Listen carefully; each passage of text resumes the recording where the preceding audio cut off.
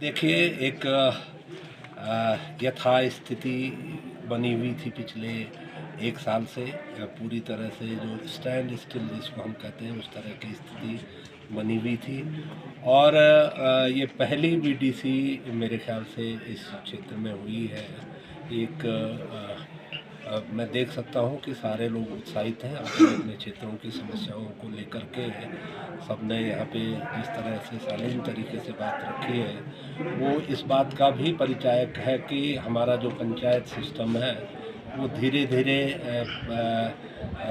Mature हो रहा है, परिष्कृत हो रहा है। और ख़ास तौर पे जो हमारी महिला सदस्य हैं, वो अपनी बात को पुरजोर तरीके से जिस तरह से रख रही हैं, वो अच्छे संकेत हैं। और कोरोना का जहाँ तक सवाल है, मैं उत्तराखंड की सरकार को बधाई देना चाहूँगा इस बात के लिए कि उन्होंने बहुत ही अच्छे तरीके से जो कोविड-19 का मुकाबला किया है। और उसमें हमारे जो प्रधानगण हैं, क्षेत्र पंचायत सदस्य हैं, इनकी भूमिका भी बहुत ही सराहनीय रही है।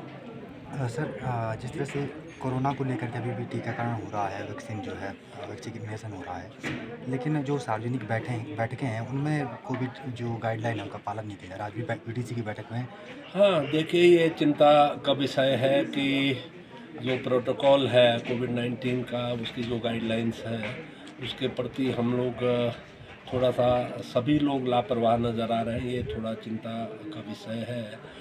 और उसी का परिणाम है कि देश के कई कोनों में दूसरी लहर के रूप में बहुत तेज़ी से कोरोना बढ़ रहा है।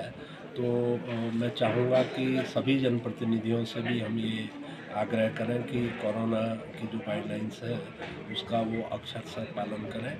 और जो टीकाकरण हो रहा है, उसमें बिना किसी शक सूबे के किसी तरह का संदेह करने की गुंजाइश उसमें नहीं है। पूरे दुनिया के पैमाने पे उसको बहुत अच्छी तरह से रिकॉग्निशन मिली है। जो कोविशील्ड वैक्सीन भारत की है, पूरे कई 100 से ज़्यादा देशों को भारत सरकार उसको भेज रही है। और वो पूरी तरह से सुरक्षित है, तो किसी तरह की भ्रम की स्थिति उसमें नहीं होनी चाहिए।